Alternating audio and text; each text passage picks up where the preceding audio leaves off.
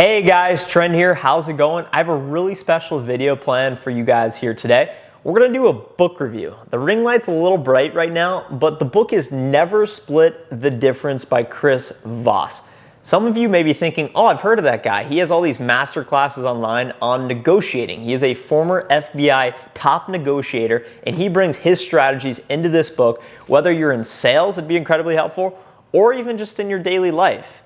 Negotiating as if your life depends on it. I think all of us could use a little of that, right? I'm gonna talk about my top 3 takeaways from the book, and make sure to stay around to the end of the video because I'm gonna talk about his exact script for car negotiation and how to get the best price every time. You're not gonna wanna miss that. Make sure before we get into this to hit that subscribe button below. The goal is to get this channel to over 1,000 subscribers by the end of the year. So would be much appreciated and it'd really help out. Thanks guys. Before we get into the top 3 learnings that you guys can immediately start applying in your own life to get what you want or to talk people out of what they want, I'm gonna talk about the context for this and why this is important whether you're in sales or not. So he has a passage here that I'm gonna read, and he says that life is a negotiation. I'm gonna read this right from the book.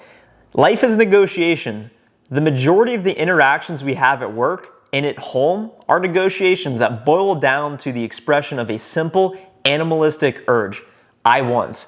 Whether it's I want you to pay $50,000 for that software price, I want you to give me a 10% raise, I want you to come with me to that restaurant, etc., etc. We all want something. We're trying to convince everyone to go and do what we want a lot of the time, or talk people out of what they want. Negotiation serves 2 distinct vital life functions: information gathering, big for sales, and behavior influencing, big for sales and life. And includes almost any interaction where each party wants something from the other side. Have you ever been in a situation where somebody wants something from you? Make sure to hit that like button below. Lesson number 1, guys, is gonna be really helpful in your conversations, whether personally or professionally. And I took some notes here, so I'm gonna read off this. Label people's pain and emotions with tactical empathy. Tactical empathy, that sounds like a cool word. Everyone wants to be empathetic. What does that actually mean? So according to Chris Voss, this means really paying attention to another human being, asking what they are feeling, and making a commitment to really understanding their world. So in theory, that makes sense. So how do you actually execute and work on that? So he suggests the top 3 phrases to start that are: it seems like, it sounds like, it looks like. So imagine you're talking to your friend and they say, yeah, my boss just isn't cool. They're not letting me take off early. I have a lot going on at the end of the quarter. There's a lot going on there. So you could then respond and say, it seems like you're a little stressed out by what's going on at work. And they would say, yeah. And really the root of that is that you acknowledge how they're feeling. So they're not directly expressing their emotion or how they're feeling, but through their verbiage and their words, they're essentially expressing some sort of emotion or feeling. And it takes a while to pick up on this, guys. It's like using a new muscle. Anytime you just go to the gym without working out, you're gonna get really sore and it's really hard. So it's gonna be hard to do at first, but try and start implementing that in your conversations. When someone says something, rather than just replying back saying, yeah, I totally blank, talking about yourself, think about what they said. Just pause for a second and say, it seems like you feel like XYZ. Oh, it sounds like you're experiencing XYZ, etc., etc. Take it for what it is. I was actually on a date last night and I tried to use this strategy. It was the first time I did it, so I don't think it came off very well, but it's something you can use in your personal and professional life to acknowledge that you understand other people's emotions. It'll make them feel better, hopefully share more about themselves, and get you closer to closing that deal. Key lesson number 2, guys, is there's an entire chapter around no. How often in your life are you told no, whether it's by a prospect, by a girl, by a friend, denying your request to go to Burger King with them, something random, stupid like that? But no is really where negotiations start. And the more you can embrace no, the better. He describes it as it's not a bad thing. It's actually a really good and healthy thing. And a couple quick tips around this, guys. So if you hear no, whether on a cold call or in life, you can ask the other person, what about this doesn't work for you? And that's just a way to open them up and kind of combat the objection a little bit. That's just a small little tip. But the main thing I wanted to talk to you guys about is Imagine when you're sending emails, and this is what I face a lot in my sales job. You craft this perfect email, you send it out to someone, and they don't reply. It's the most frustrating thing ever, and you honestly feel invisible. I'd rather them say no than just not reply. So he suggests a fantastic subject line to never let that happen again, and it's, have you given up on this project? So why would that work? I've actually used it a couple times, and it does in fact work most of the time. Not most of the time, but some of the time. I mean, it's better than just saying, reply to me now, whatever, or good morning, or whatever.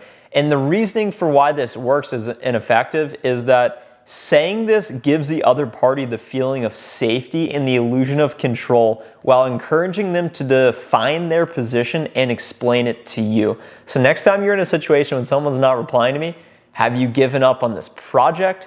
Have you given up on this initiative? Have you given up on talking to me?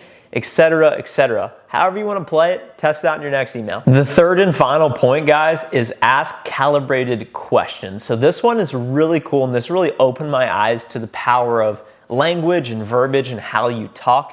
So especially in the sales process, we need to do great discovery. We really need to understand what are the customer's needs, what are the pains, how can we help, how does our solution align to what they want to do, etc., etc. And even in your personal life, asking the right questions to go down the track you want to do. And the whole thing around asking caliber questions is there's two things. It's one, what word do they start with? And I'm going to tell you guys the two words they use more often than not. And two, you want the question to be open-ended. You do not, I repeat, you do not want to do questions that result in a one-word answer. So, would you like to go to the dance with me? That's yes or no. So the two words you may be wondering are, start your sentences, your calibrated questions with how or what. And I'm going to give you guys a couple examples here now and explain why it's so impactful. What is the biggest challenge you face? And the reason why you want to use how and what, I'm reading this directly from the book, is you want to get the other side to teach you something about themselves, which is critical to any negotiation, because all negotiation is an information gathering process. A couple more examples of this, guys, is what about this is important to you? How can I help make this better for us? How would you like me to proceed? What is it that brought us into this situation? How can we solve this problem? What's the objective? What are we trying to accomplish here? How am I supposed to do that? So these are some great examples, guys. You should even write them down. I have them written down next to my desk next time I'm on sales calls. I'm using these questions literally, trying to understand the information. The implication of any well-designed, calibrated question is that you want what the other guy wants, but you need his intelligence to overcome the problem. The whole thing about this book, guys, is you're trying to read between the lines, and people talk and say what they want, but there's deep-rooted psychological and emotional drivers that are leading them to that behavior and saying what they're saying. So the more you can start to understand language, how to use it, how to read people, how to understand what they're really saying, the better you can then relate to them, the better you can then understand their world, view it through their lens, and then solve their problems with your solutions. The part you guys have been waiting for, if there's anything you take from this video, it's gonna be this one line right here. He starts his entire book saying he went to Harvard negotiating class, all the top things when he was an FBI agent. This one line led him to one of the class negotiations. He uses it to negotiate car prices. I'm gonna walk through that script right now. He uses this line to negotiate human lives.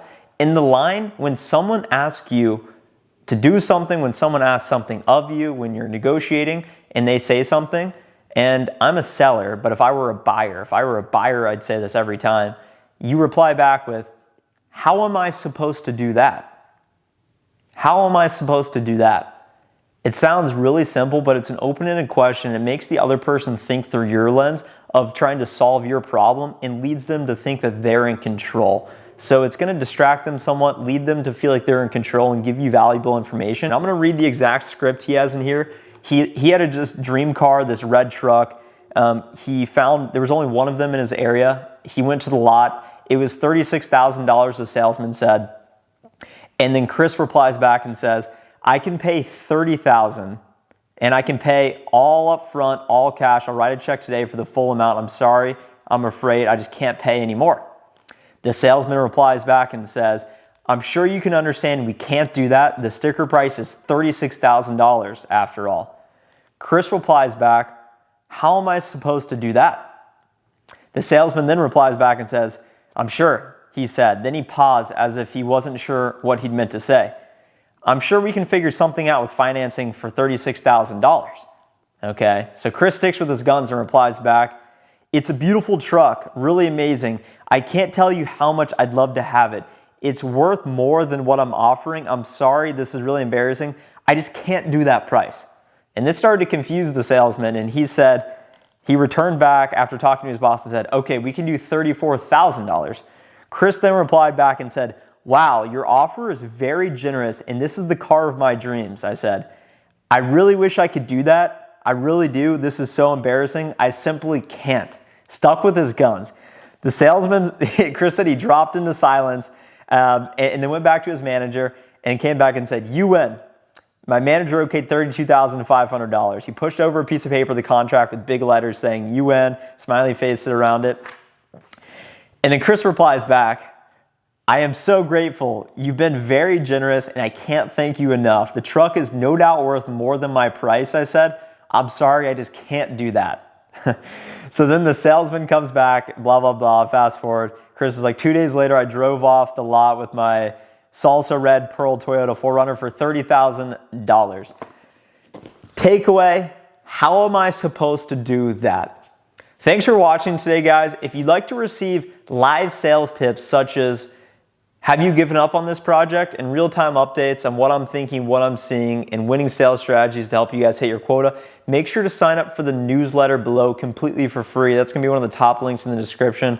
Like the video. Really appreciate you guys watching. Let me know how I can help in the comments, and have a great rest of the week. Bye.